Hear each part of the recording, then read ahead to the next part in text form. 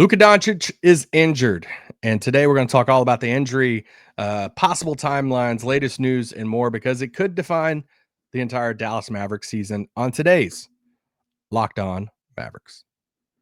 I'm Luka Doncic, and this is Locked On Mavericks podcast. If you don't believe, you shouldn't be here. We have Kyrie. You are Locked On Mavs. Great, Rusty. Your daily Dallas Mavericks podcast. No one's dying. Part of the Locked On Podcast Network. Amazing. Your team every day. Still can't even build.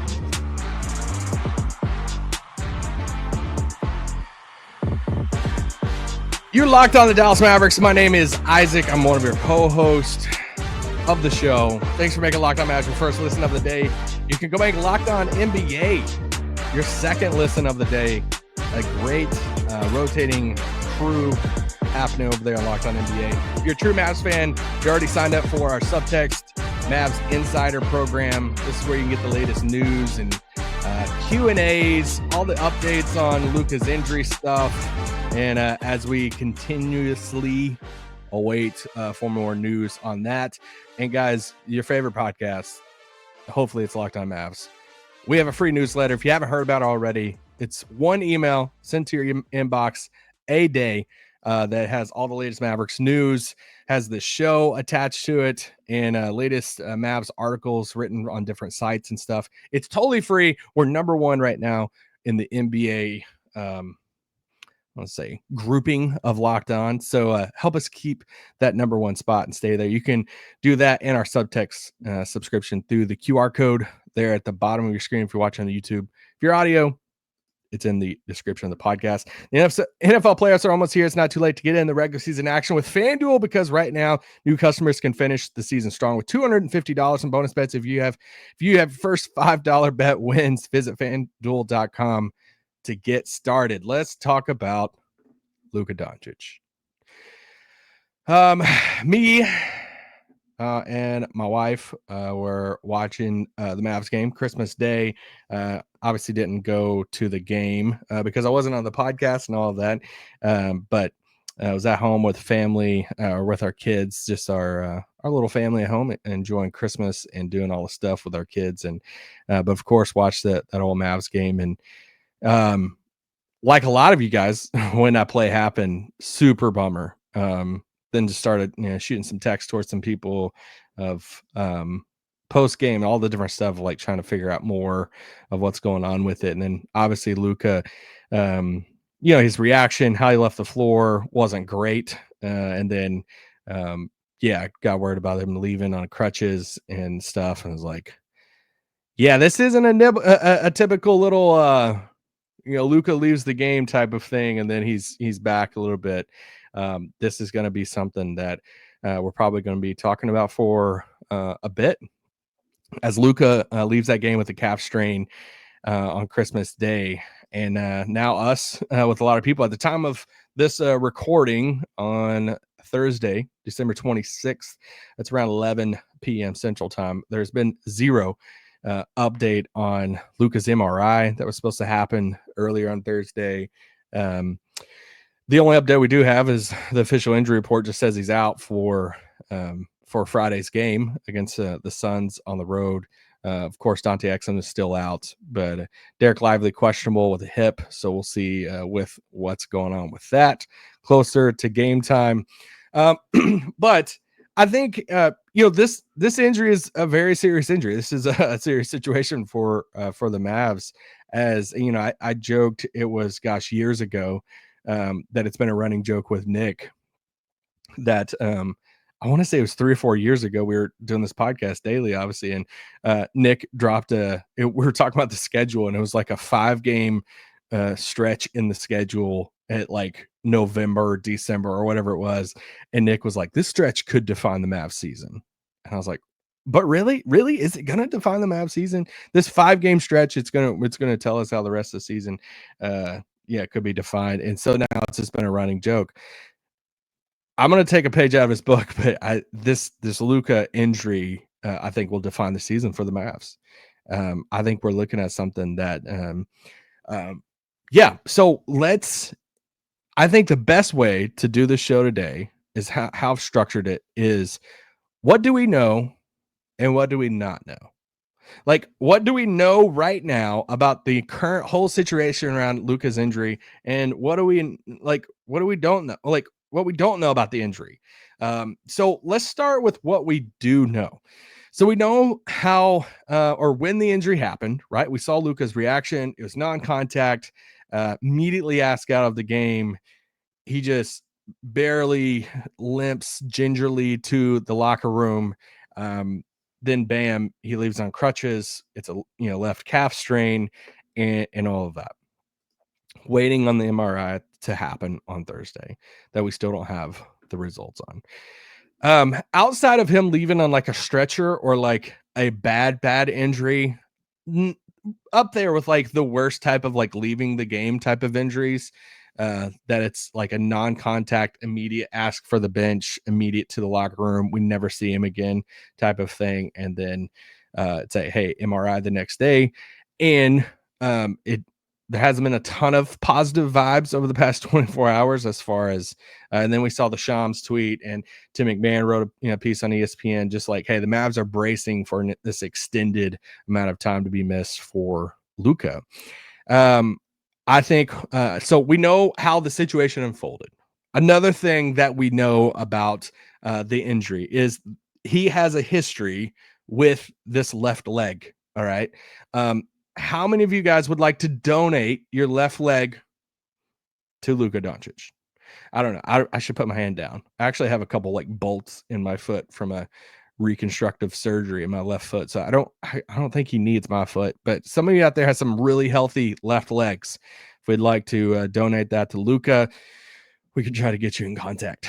But no, he has a history with the left leg. I thought in Tim McMahon's piece, he did a great job at kind of laying some of that out, including, Luka missed some time coming out of just the past few weeks, coming out of the NBA Cup, the Emirates Cup, the Cup break there, where they had some time off, they had some much needed rest, and then it was okay. Well, Luka is out with this left heel contusion.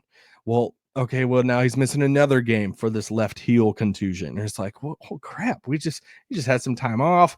What's this left heel contusion? You even go back before that, and then you start looking at some of the other stuff there in that lower left leg. And so I'm just going to read this straight out of McMahon's piece here. He says, Doncic has a history of injuries to that calf. Most recently, he missed all of this year's training camp and preseason because of a left calf contusion. This is the third time Doncic has strained the calf in recent years. McMahon continues, he missed the first 3 games of the 2022 playoffs after straining it during the regular season finale and was sidelined for most of the 2023 preseason after straining it during a practice in Madrid. So we say all of this to say this is the third calf strain that he's had with this left calf on top of a left heel contusion. And it's just when you get down there with that calf, heel, all this stuff, everything is kind of so much cause and effect and connected to each other. And that's where it gets so tricky for Luka, even like moving forward and then him coming out of this, extended absence as he recovers from this calf strain, is you got to be so protective over this when you've had this amount of injuries over the past few years to that same spot. Now the heel contusion. So that's what we know as far as the history to the left leg. Let's take a quick break, and then we'll come back with more things that we know about it, including some possible timelines. I'm trying to be positive. Some possible timelines moving forward for Luka, and a few other things about what we do know. And then towards the second half of the podcast, we'll talk about things that we don't know as far as the injury that some people are acting like they do know right now, including the reason why it happened. A lot of Twitter doctors happening right now, but let's take a quick break, and then we'll be right back. You don't believe you shouldn't be here. This podcast is brought to you by our friends at Robinhood. With Robinhood Gold, you don't need a silver spoon to eat up the financial favors of the 1%. Robinhood Gold allows others to get the rates and perks usually reserved for the high society. Now, the resourceful individual with Robinhood Gold can earn the very liberal rate of 4.25% APY or uninvested cash and be rewarded with handsome 3% retirement boost on IRA account contributions. Robinhood Gold provides the privileges of a high net worth for any net worth. Those generous benefits are now available for only $5 a month. The new gold standard is here with Robinhood Gold. Sign up at robinhoodgold.com/gold. Terms apply. For product specific disclosures, visit robinhood.com/gold. Investing involves risk. Rate may change. Gold membership is offered by Robinhood Gold LLC. Shut it down! Let's go home! All right, let's do this. Let's continue talking about Luka Doncic's injury that I'm sure some of you are just like so much joy right now. There's really nothing to joke about. There's no joy to be had with it. I'm pretty bummed about the injury, to be honest. I was just doing podcasts about how, I mean, it's crazy how things can change in the snap of a finger. We're talking about how deep the team is and how, man, are they near complete and all this stuff, which is true. But when you have your best player go down with an injury like this, it's a bummer. So let's continue on things that we do know. So our friend of the pod, Jeff Stotts, he's a great follow on Twitter or X. Sorry, that is at In Street Clothes. He said this regarding he's great when it comes to NBA injuries and injuries. Really, honestly, I want to say all across sports, but mainly NBA. And he had this to say after the Luka injury. So regarding Luka Doncic, there's a lot of variability in calf strains, as the calf is a muscle complex made up of multiple muscles. The pending MRI will help determine the muscle involved and severity. All signs point to this being a more moderate strain. Average time lost for a grade 2 strain is 15 games, which is around 34 days. That is from Jeff Stotts at In Street Clothes on X. Oh, okay. So I was like a lot of you probably. I was looking up different grades of strains of calves. I've also been more aware of my calf over the past like 24 hours of just like walking around the house, playing with my kids. I'm like, oh, okay, my calf. I don't know. I just never think of my calf that much, but now I'm thinking about my calf a lot over these past 24 hours. But and looking at the different grades. So it's like grade 1, grade 2, grade 3. And honestly, I'm going to talk about an injury in a second that happened to Karl Anthony Towns a few years ago, because the grades of a calf injury played a part in his story, because he actually dropped the grade of his strain of his injury a few years ago on like a Twitch stream. And it kind of like gave people more news and context around his injury and all this stuff. But anyway, I'll talk about it in a second. Okay, so if we look at this, Jeff Stott says, hey, the average time lost for a grade 2 strain is around 15 games, around 34 days. So we're looking at like a month if it is the grade 2 strain. We don't know. This is the key part to that MRI result. Whenever it does come out, it could come out later tonight. I tried waiting as late as I could to record the show because I was waiting to see if any news came out. But it'll probably come out on Friday what grade of strain it is for Luka's calf, and that will determine so much. But I want to say this real quick. No matter what grade of strain they say and whatever the timetable is thrown out, I would probably like caution a little bit more time on top of that, because I think because of all the history that we've talked about, I think the Mavericks are going to be even more delicate with this situation. So if it's a grade 2 strain, and like Stott says, around 34 days, you're definitely talking weeks at that point. A couple of key dates to look at here when it comes to what's coming in the NBA schedule. 6 weeks from now is the NBA trade deadline. So if you want to say or take a shot at, man, is it going to be back before the NBA trade deadline? That's looking at around 6 weeks. Okay. The one I'm looking at the most right now, and it's just not a lot of fun to talk about and to say, is I'm just mentally, I'm preparing personally. There's nothing sourced to this at all. I'm personally like preparing for an all-star break. like him coming back after the All-Star break. That's 8 weeks away. That's 2 months. That's 26 games missed. And I just say that I'm this is typically how I roll with a lot of things is I'll roll with trying to mentally prepare for like a little bit of the worst, which there's a worse beyond that, of course, but it just the 4 to 6 week time frame, considering all the history with him and it's the same leg and all the stuff, the history of that injury. I mean, that's what I'm just like preparing for a all-star break, coming out of the all-star break, easing him back in for that final stretch of the season. And once again, that's 8 weeks away the all-star break is, and that's 26 games. So if it's before that, I think that's a big win. If they come out and say, hey, grade 1 strain, we're looking at 2 weeks, 2 to 3 weeks, 2 to 4 weeks. If it's a 2 to 4 week thing, I'm pretty dang happy on Friday if that's the case. But I feel like it's going to be something a little bit longer, unfortunately. What else do we know about this injury situation? We know that Lucas played a ton of basketball. I think it was Jason Gallagher who tweeted out, could be wrong, about the amount of basketball that Lucas played over the past 3 years. I mean, you look at the deep postseason runs that the Mavericks have went on. That I mean, it's crazy when you start thinking about the time frame in which like going on a finals run and the amount of time that teams. I mean, we see this in our network because there's a host or multiple hosts like this show that covers every single team, or every team in the league. Well, a lot of these shows that don't make even the consolation play in, their season's just done and they're doing daily shows for months. I mean, we're talking like a couple months as we're still like covering playoff games going to the finals. So it's just crazy how much more basketball you're talking about. And the Mavericks had our conference finals run. Obviously, they had the season in which they got Derek Lively, but then they go to the finals. But then on top of that, you're talking about all the international play too for Luka.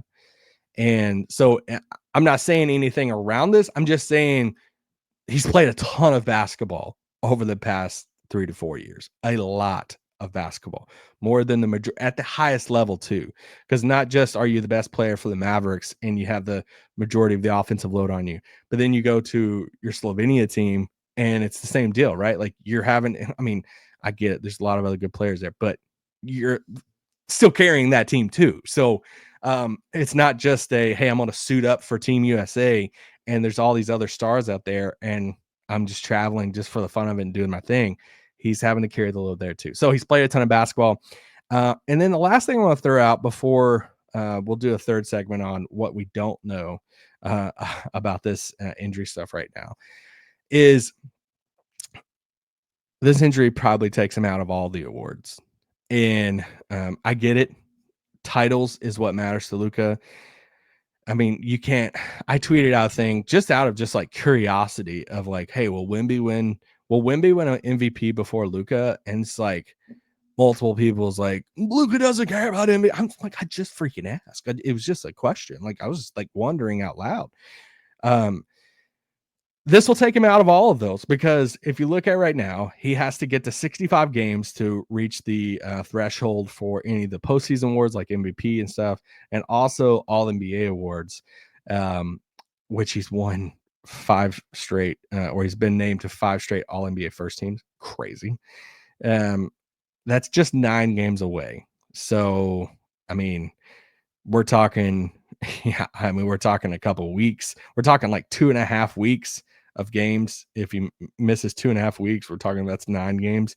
But even more on top of that, like that's if he misses 2.5 weeks and then he doesn't miss a game for the rest of the season, that just seems impossible, right? Like he's gonna miss a handful of games here and there, even if he does come back in 2.5 weeks. So I think this eliminates him from all the awards. So no arguing, no talking about all NBA or an MVP and all of that stuff, which is a big bummer.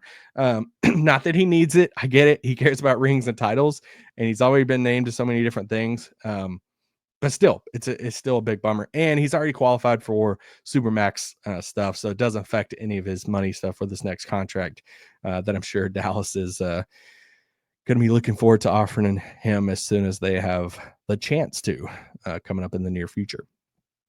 Let's take another quick break, and then we'll be back talking about some things we don't know, including the reason why this happened, that a lot of you guys seem to know already. All right, let's take a quick break. If you don't believe, you shouldn't be here. This podcast is brought to you by our friends at FanDuel. Gosh, FanDuel's our loyal friends all the time. We're always talking about FanDuel. If you're a fan of the NFL, here you go. NFL playoffs are almost here, but it's not too late to get on the regular season action. We have a couple more weeks left. If you want to put some money down on the Baltimore Ravens, let's go. Fun Christmas Day game. America's #1 sportsbook is FanDuel, because right now new customers can finish the season strong with $250 in bonus bets if your first $5 bet wins. FanDuel has so many ways for you to pick up a W. I love betting on players which will score a touchdown, how many points each team will score. It is a lot of fun. Not only can you bet on who will win the game, but FanDuel also bets for like, hey, when is Derrick Henry going to score a touchdown? Is he going to score a touchdown? Easy money, and so much more. Just visit FanDuel.com to join today. That's FanDuel.com for your chance at $250 in bonus bets. Make every moment more with FanDuel, an official sportsbook partner of the NFL. Shut it down! Let's go home! All right, let's talk about more about Luka's injury here. This feels like just a sucky pod to talk about this subject, right? Like, I like more exciting podcasts, but every once in a while you have to do a podcast. It's just not a lot of fun because you just got to cover the latest news. And honestly, this is a story that could change so much of the Western Conference, not just the Mavericks season, but I mean, if Luka does miss, a month and a half, if Luka does miss 2 months and comes back after the All-Star break, where does Dallas stand, right? Like, what does it do to Dallas' standings? Like, what if Dallas slips in the standings during all this Luka missed time, and then Luka comes back, gets super healthy and everything by the end of the season, and they look like they have over the past few weeks at the very end of the season, but they're like a 6 seed, or they're a play-in team and they make it into a play. Like, that just changes so much for the whole bracket in the West, because this team with a healthy Luka all regular season would probably finish 1, 2, or 3 in the Western Conference. So it could change so much of what the West could look like, this injury. So it has to have a whole episode. All right, let's talk about this. What do we not know about the injury? I have 2 things. All right. First thing, we don't know what caused it. All right. A lot of people out there want to, there's so many experts, so many doctors, so many people just want to say exactly what caused the Luka calf strain on Christmas Day. And let's just say this, you don't know. Okay. If you think you know, you don't. You might have some opinions on what could play into it. Sure. Like, is it part a freak injury? Yeah. Is it part structural, like a stretching type of thing that he could change up some of his stretching and stuff to help out with that left calf? Sure.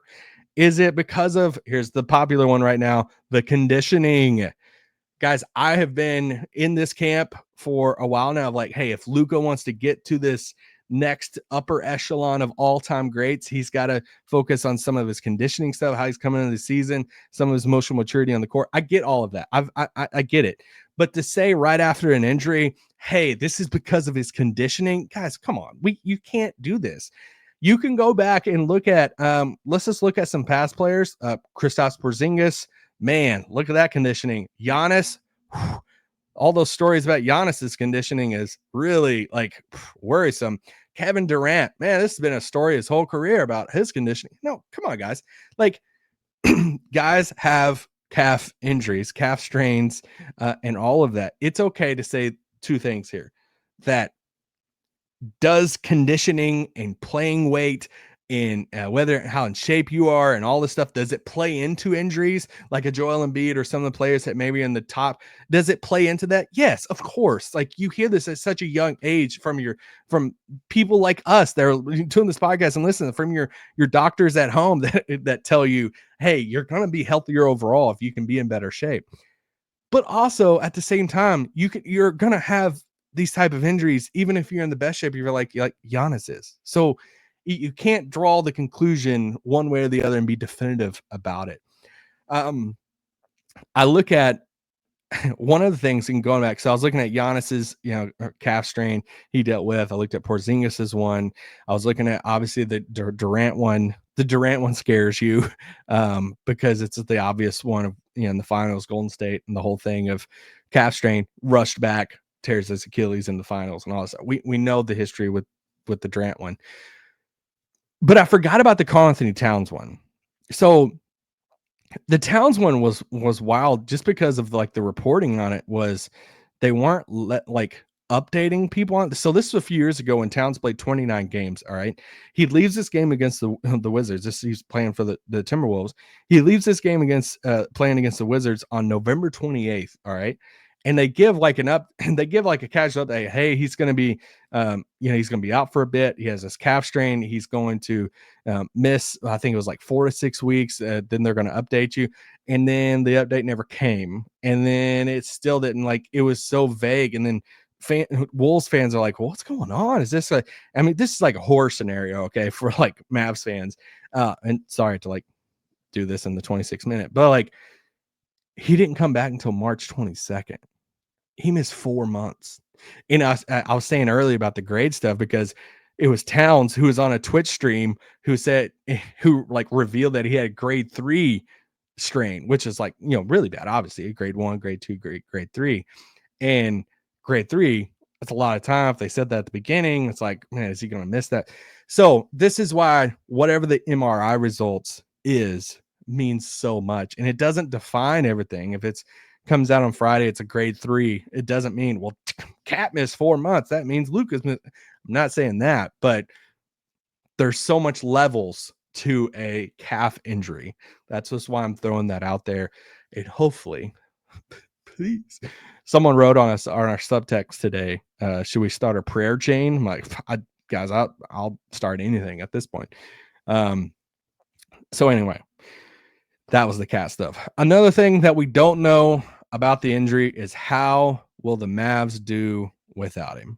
What is the next Mavericks move? I get it. The Mavericks were 6-2 without him. All right. We've talked about that record. We've talked about how the Mavs looked without him.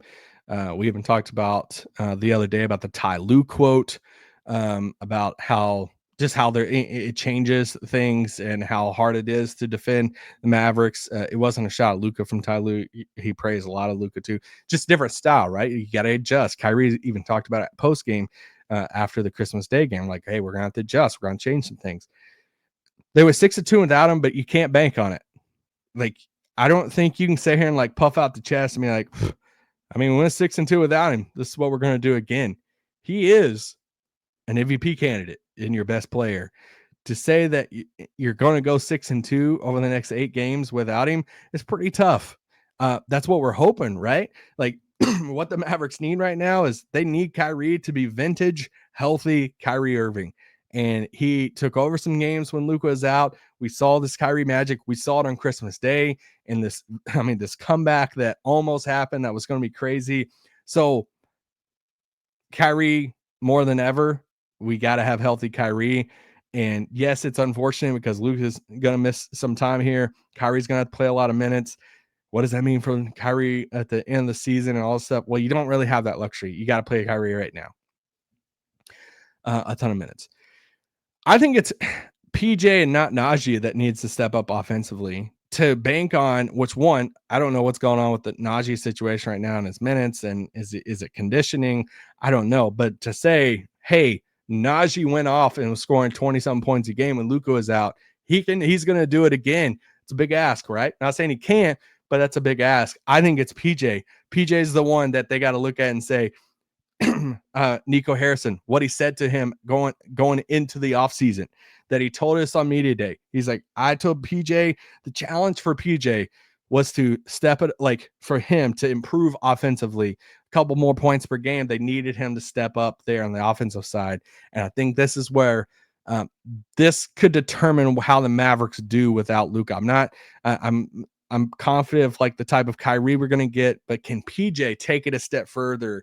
And when he's playing with Luka and Kyrie, you're seeing him in like a Sean Marion type of role. Now I think it's going to be a little bit more than that. He's going to have to score a little bit more, be a little bit more aggressive, scoring more ISO, and get to the basket and all of that. So I think it's PJ more than Najee, more than Clay, more than Dinwiddie, that PJ is going to be the one that has to kind of tandem up there with Kyrie and carry this team offensively.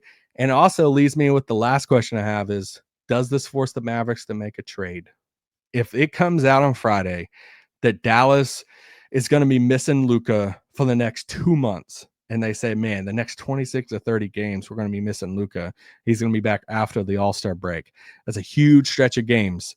And if you're not confident, if Mavs are not confident in Dinwiddie or whoever it is offensively, do they look at the market? I know obviously they've been in talks and showing interest in different players. Does it tweak a little bit of what you might be interested in?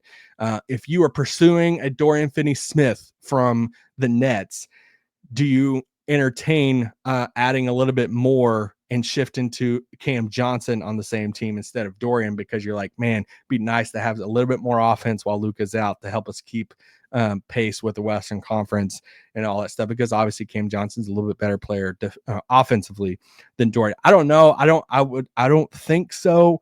But it just made me start thinking a little bit of maybe, yeah, does it change any of their approach to the trade deadline to kind of fend everyone off until Luka can get back and get healthy? So, guys, we'll keep you updated on all the Luka injury stuff. Subtext, make sure you subscribe to that. As soon as news drops, I'll shoot a text through Subtext. Nick is traveling right now to be with family for a few days during the holidays. So, guys, on Friday night, you're going to get myself and Slightly post game. Me and Slightly, first time, just us two. So we'll see how that goes without Nick. Appreciate you guys, and start your prayer chains for Luka. We're gonna need him right now. Peace out. Boom.